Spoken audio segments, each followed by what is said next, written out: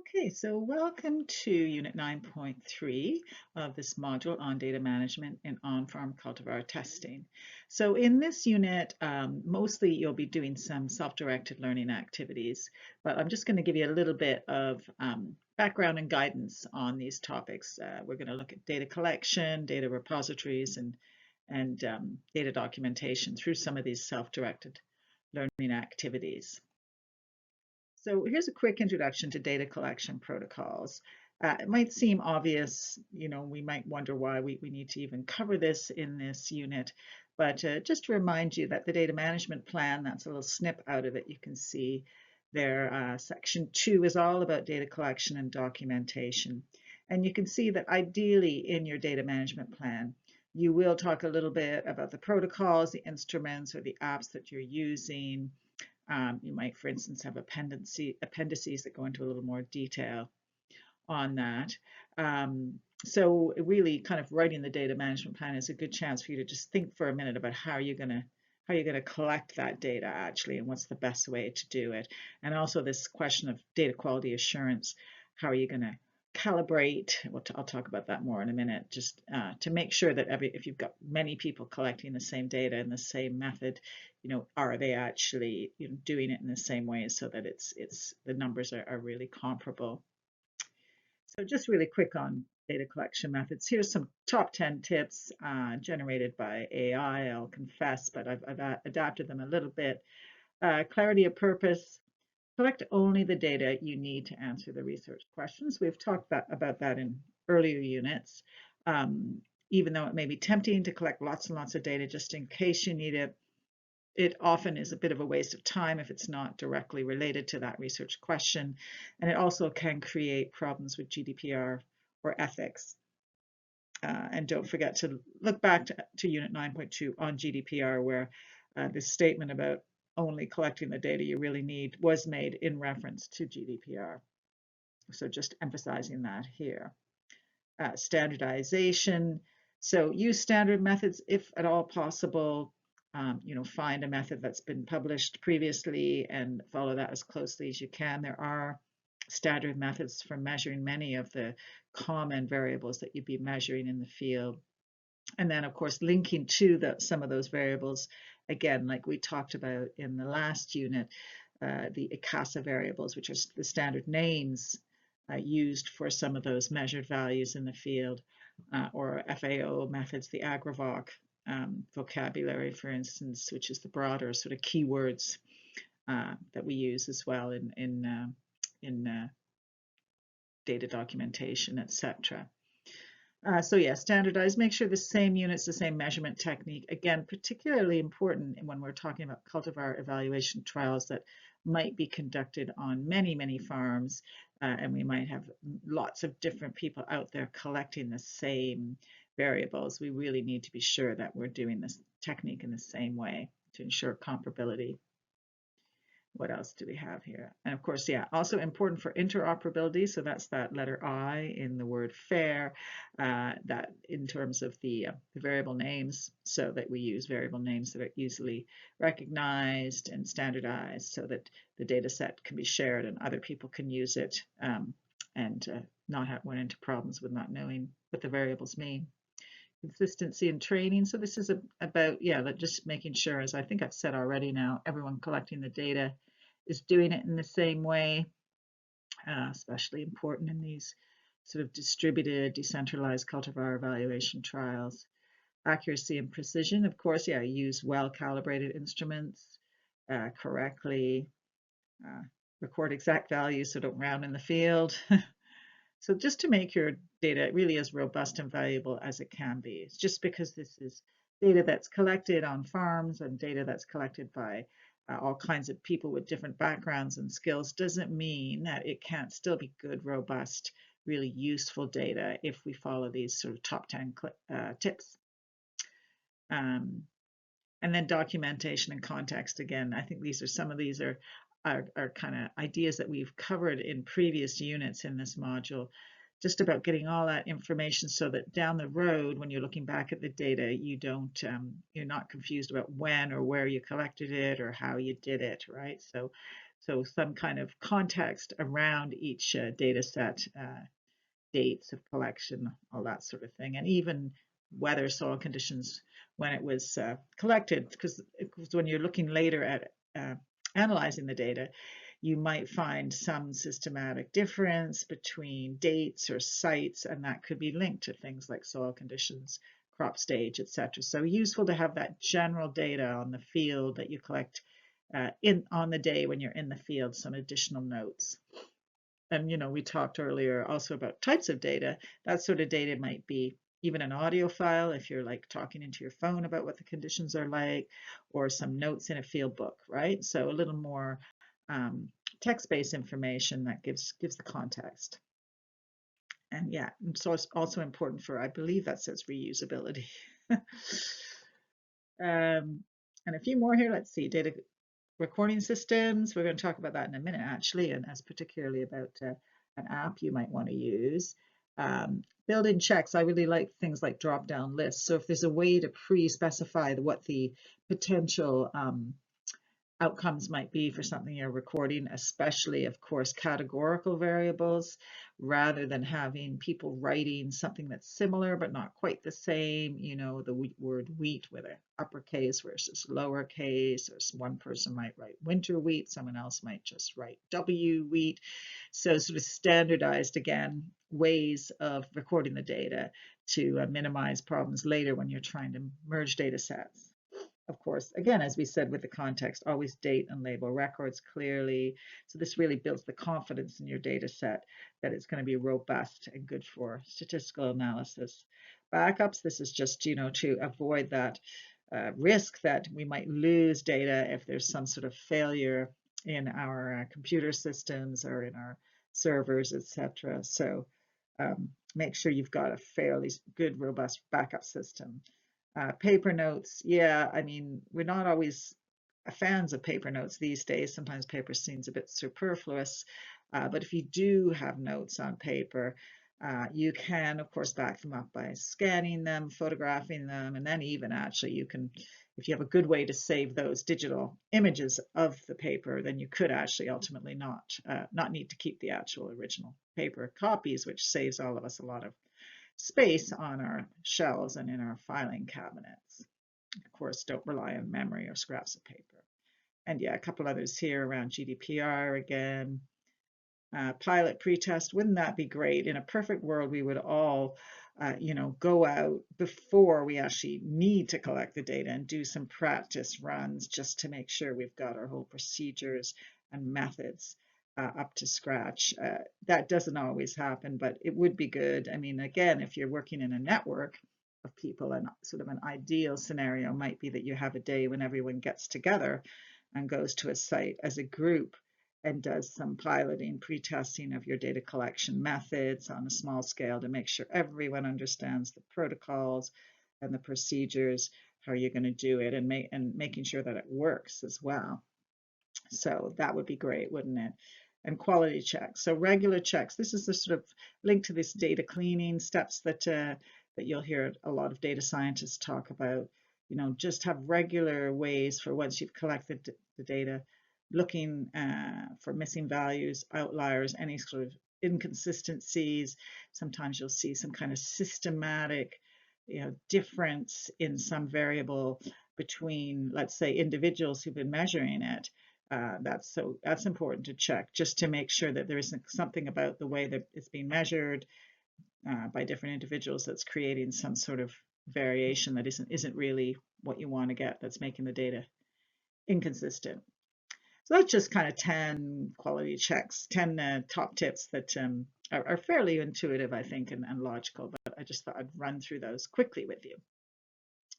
Okay, so how are we going to record data? So we talked already about paper. We can go out with an old-fashioned pen and paper and a clipboard, like in this image. And one good thing about that is I know in the field on a bright sunny day, like in that picture, sometimes using screens like phones or iPads and that sort of thing, the glare can be tough. So some people still prefer to use pen and paper. Of course, on a rainy day, you might want to use something like this. We call it a weather writer. So if you are going to be using pen and paper, you might want to think about getting one of these ones where you've got that nice transparent protection above the paper so it doesn't get wet and destroyed by the weather, and you can still collect data even when it's not the best of weather. Tough pads, that's a picture of one. I'm not advocating any particular brand, but that's just a picture of one I took off the internet. So I think a lot of institutions and field research stations and farms have moved to these tough pads where you just record the data in the field digitally directly, and then that can be downloaded into as CSV files or into Excel spreadsheets, saving the research team that time of transcribing, taking the data off a piece of paper and typing it into an Excel sheet. It also, of course, removes that chance of error, which we're all too familiar with, of one person collecting the data in the field in their handwriting that is easy for them to read, and then someone else transcribing that and putting it into Excel and having trouble sometimes reading the handwriting, right? So that's sort of a benefit to a tough pad. And then more recently, mobile phone apps have become quite popular. So, and that's just a picture from a website that was promoting citizen science. So actually have very easy and accessible for the general public sometimes in some projects to collect data using apps. So we're now going to take a break, and you're going to have a chance to actually look at one of these phone apps. There's something called Fieldbook. Now you should have downloaded all the resources for this particular unit already, and you'll see there's a worksheet about Fieldbook that gives you all the instructions on it. So Fieldbook is a phone app, but also there's a desktop version, so you can download it to a laptop as well. And just have a look at that app, and then we'll come back to the next section of this unit in a few minutes. Okay, so hopefully you learned a little bit about that Fieldbook app, and you've got some thoughts on whether that's useful or not. If we're doing this in real time live, we would have a little bit of a chat maybe about what your experience was with the Fieldbook app. But otherwise, hopefully you did find that useful and kind of gave you some ideas about maybe using that in your own research going forward. We're now going to move on to open data repositories as another topic in this unit. Again, one where we're going to have a chance on our own to look at some data repositories, but I'm going to give you a little bit of an intro.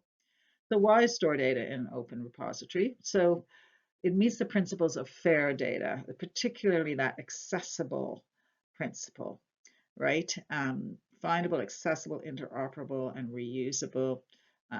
So open data repositories are places where data is stored under different types of licenses, and it can be reused in many cases. So many funding bodies require that. I mean, we're working in Europe. In this particular project, Horizon Europe requires all the data generated in projects that are funded by Horizon Europe to be uploaded into an open data repository. It's also in peer-reviewed journals more and more. The journals are advising, requesting, or requiring that the data set that sort of underpins your particular paper that you're trying to publish is made available for public use. So it really allows reuse of the data. So that really increases the impact of your project. And the reality is that, you know, it's better in almost all cases just to share that data even for you professionally and for your institution and for the team that produced the data, because you can get credit if you license it in a way that you get credit, and you're really going to increase impact and really advance the science. It's just really a no-brainer that we should all be sharing our data as much as possible. And maybe you can think of some other reasons to use an open repository as well. I know some of these repositories actually allow you to create a personal space where you put your data, and I kind of like the idea of that, thinking that there's somewhere in the cloud that's sort of safe and secure, where the data that has been produced in projects I've worked on is saved in one place rather than having it on different laptops, different USB sticks, etc. over time and losing it. Not to mention the documentation you need to provide when you put it in an open repository. That means it's sort of all there ready to go. So choices for a repository. Well, there are many, many out there. When you start to look into it, you'll discover there's all kinds of different places where you can upload data and where it can then be made available for other researchers to use. So you've got these domain-specific repositories that I've just got listed on the left there, meaning specific to a subject. So for instance, here's a link to one that's for soil data that I've come across. Very specific, but really interesting, sort of one-stop shop for data on soil results from long-term experiments. So if you're a soil scientist and interested in that kind of thing, like I am, that seems like a really convenient place to go looking for data to explore some of the interesting questions in that we have in soil science. So that's domain specific. Likewise, there'll be repositories for crops and genetics and all biodiversity, all kinds of other domains. We've also got these institutional repositories. So many universities will have a repository available for their teams to upload their data for sharing via open access. And again, often requiring it, for instance, for PhD students when they finish. So lots of institutions will have repositories. And I've just put there often using Figshare or Dataverse. Now you can see Figshare under the generalist repositories list there. We'll talk a little bit more about Figshare in a minute, and you'll have a chance to explore it on your own. That's a commercial product or software that can be used to build a data repository. So you can see the logo there just to the left of the word Figshare, and you'll notice that sometimes when you go to a institutional repository, for instance, that little logo is actually attached to the name of the institution. That means that really they've used Figshare to produce that repository. And Dataverse, another one, a different model. That's an open source package for building repositories for data. So that's another one. And then some of these other ones here too, Mendeley data from Elsevier or Zenodo, which we'll talk about in a minute as well. So there's a very generalist repository. So really something to think about, where is the best place to put that data to make it accessible and reusable by the audience that you think would benefit most from it. If you want to find a data repository, actually, there's this search engine called re3data.org that you can, as you can see from that screen snip there, you can sort of filter on all kinds of different subjects or content types or data licenses, etc., to find a repository. And I've actually just put a little instruction there. So if you're doing this as a self-directed learner and you've downloaded this PowerPoint slide, hopefully you've done that as well, then you should be able to link through to that RE3 Data website. And just take a few minutes to search that registry of data repositories and find some that might be suitable for storing on-farm cultivar evaluation data. And then if we're doing this in real time, we'll have a chat about that. So I mentioned Dataverse just now as an open source research data repository software. So there's a link there that takes you to Dataverse. And you can see there in that snip from the Dataverse screen, just explaining some of the different uses of Dataverse. This first one's really quite interesting, as I mentioned earlier, because you can just create your own personal Dataverse collection. So you could just set that up for yourself as a researcher and upload data from your projects and make it available and increase your own impact. Just some journals are using it for their collections from their journals, and institutions as well. So there's different ways that it can be used, and that's the site there that you can link through to on your own time. And it really supports, again, here we are again, FAIR. I think by the end of this module, there's no way you won't know what FAIR means. It just talks about some of the ways that's supported. Dataverse supports FAIR. So they have the DOIs that we've talked about, those digital object identifiers for data sets and files. open access, interoperable. So they have these standardized metadata schemes so that you can integrate data from different research tools and platforms. And of course, the licenses there stating how data can be used are also provided. So it's one to look at for sure as a possible place to store your data. Hopefully this isn't too small. It's just a snip again from Dataverse showing that when you upload your data, you can choose sort of which of the metadata fields you want to fill in.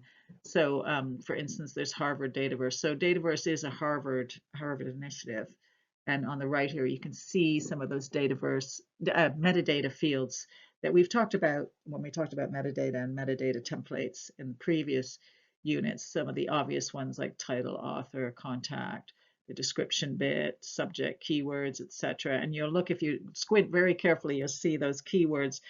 You'll see Agravoc in there, so you can see that's that sort of FAO system of attaching keywords to different subjects. They're standardized ways so that you can have that sort of standardized vocabulary, and all the papers on the same topic will be identifiable, and all the data sets on similar topics will be identifiable because they're using the same set of words to describe them ultimately. That's what Agravoc is for. And then here we have Zenodo, which those of us in Europe, again, are quite familiar with. As I said, the European Union requires data from projects funded through their resources to be uploaded to a Zenodo. And Zenodo has what's known as communities. So one of those communities is this EU Open Research Repository. And that's where EU-funded research outputs are uploaded, required to be uploaded. So you can see there on the left some words about Zenodo and how it's developed under the European Open Air Program and operated by CERN. So, okay, so Zenodo is not a Figshare. It's not one of those commercial platforms, and it's not Dataverse. It's another sort of software design that does the same thing. It allows researchers to deposit papers, data sets, software, all kinds of different materials that are outputs of research. So it's a very well-known one. And this is just a Figshare, yeah, so a commercial product for building repositories. Again, a home for papers, fair data, non-traditional research outputs. What this means is that the whoever builds the repository is paying something to Figshare for that service of providing the repository. It doesn't mean that individuals who are uploading their data need to pay anything to it, right? It's just that the host, whoever's hosting a Figshare repository, is paying something for that. But it's very easy to use, and we're going to actually have a look at that now, and we're going to do some self-directed learning, exploring open data repositories, and the main one we're going to be looking at is actually Figshare. So again, there's a worksheet that you can download and work your way through, just a way of practicing exploring open data repositories, getting to know how they work, and just a first look-see for you so you're more familiar with them. Okay, so hopefully that worksheet on the open data repositories was useful and gave you a little bit of experience in navigating the different repositories that are out there, looking at some of the different materials that have been shared and the different formats for data sets, and also kind of critically evaluating some of those materials. Some were better than others, I think, that I directed you to. So just so you can have an idea of some of the good and the not so good ways to share data openly. So I just wanted to, at the very end of this, just mention licenses really briefly. You will have seen on those open data repositories in the metadata fields, no doubt you will have seen something relating to licenses. And they're actually, they have long lists of types of licenses I've found in my experience when I was looking through those repositories recently. A bit overwhelming, but I've just put 4 here actually, which are the kind of the most common ones. I think if you filtered on the license on some of those when you were doing some of the searches of the open repositories, you would have noticed that there would be thousands with licenses like this first one, the public domain, and very few with some of these more obscure licenses. So these four are pretty common. So I just thought I'd point them out to you so you understand what they mean. Basically, CCO means no restrictions at all. Anyone can use that data or that whatever that resource is, share it, modify it, and they don't even have to give credit to where it came from. So it's good for sort of maximum data sharing, things like open government data sets that we've all paid for and probably put our information into. Not so common maybe in scientific research where you kind of would like to be credited with having done the work. So the CC BY is one where you can, you make it freely available for people to use. So you can see there it's free to use, share and adapt, but some credit should be given to this creator or the source of that data set. And that's most common for research data. And seems only fair that there's credit to the original source. And then this other one, CC BY SA, attribution and share alike, very similar, but you might adapt that. You might take that data, adapt it, do something with it, modify it. So you need to create a data set that is under the same terms. So you can't make it more restricted than the one that you took it from, right? So it keeps that data as open, the data that's produced from the original data set equally open, right? And the last one is just attribution non-commercial. So you must provide credit for where that data came from, but it can't be using it for commercial purposes. So there's slightly different licenses available. I just wanted to just to mention that so that you weren't confused by the license when you saw that license field in the metadata. But that's everything really I'm going to say now on the open data repositories. There's lots more to learn about them, I think, but the best way probably is to use them. So look for data that you'd like to interrogate, and you'll be just amazed at how much pre-existing data there is out there on subjects that you're interested in. So feel free to explore those repositories and use the data that's licensed for use, as you can see on this slide.